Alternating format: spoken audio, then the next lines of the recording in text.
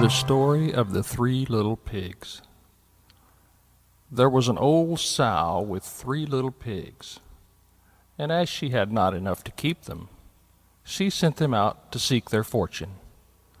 The first that went off met a man with a bundle of straw, and said to him, "Please, man, give me that straw to build me a house," which the man did, and the little pig built a house with it.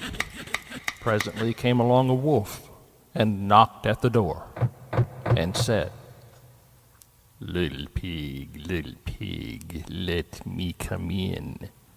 To which the pig answered, "No, no, not by the hair of my chinny chin chin." The wolf then answered to that, "Then I'll huff, and I'll puff, and I'll blow your house in."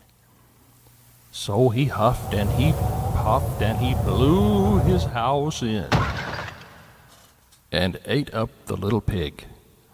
The second little pig met a man with a bundle of wood, and said, "Please, man, give me that wood to build a house," which the man did, and the pig built him a house. Then along came the wolf, and said, little pig, let me come in." "No, no, not by the hair of my chinny chin chin." "Then I'll huff, and I'll puff, and I'll blow your house in."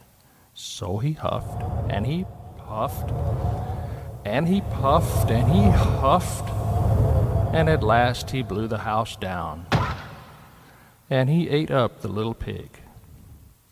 The third little pig met a man with a load of bricks, and said, "Please, man, give me those bricks to build a house with." So the man gave him the bricks, and he built his house with them. So the wolf came along as he did to the other little pigs, and said, little pig, let me come in." "No, no, not by the hair of my chinny chin chin." "Then I'll huff, and I'll puff, and I'll blow your house in." Well, he huffed, and he puffed, and he huffed, and he puffed, and he puffed, and he huffed, but he could not get the house down. When he found that he could not, with all his huffing and puffing and blowing the house down, he said, "Little pig, I know where there is a nice field of turnips." "Where?" said the little pig. "Oh, in Mr. Smith's home field. And if you will be ready tomorrow morning, I will call for you, and we will go together and get some for dinner." "Very well," said the little pig. "I will be ready. What time do you mean to go?" "Oh, at 6 o'clock. Well, the little pig left at 5, and got the turnips before the wolf came, which he did about 6, who said, "Little pig, are you ready?" The little pig said, "Ready? I have been and come back again, and got a nice pot full for dinner."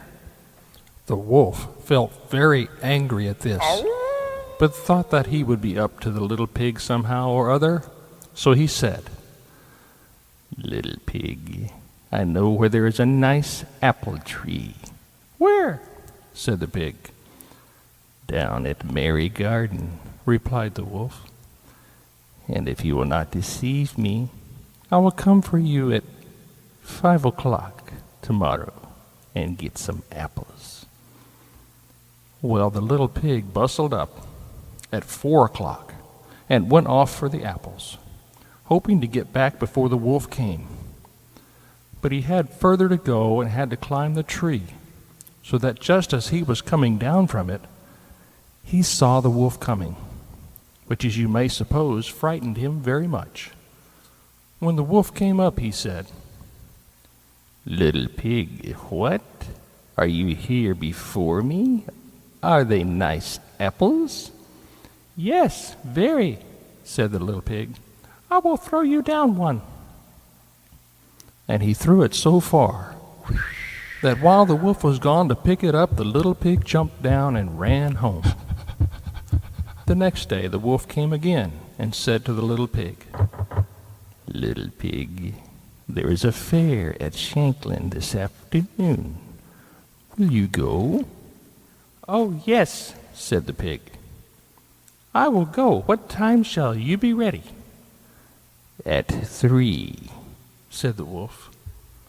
So the little pig went off before the time as usual, and got to the fair and bought a butter churn, which he was going home with, when he saw the wolf coming.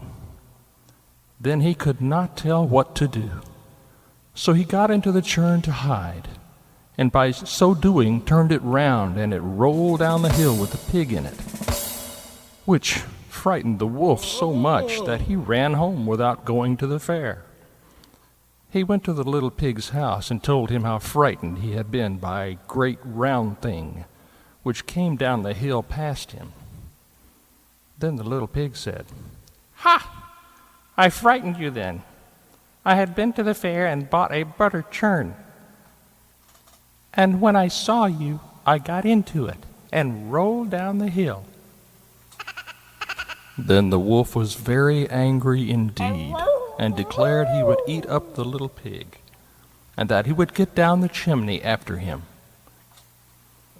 When the little pig saw what he was about, he hung on a pot full of water, and made up a blazing fire, and just as the wolf was coming down, took off the cover, and in fell the wolf. The wolf jumped out of the water and ran out the front door, and was never heard from again. The end.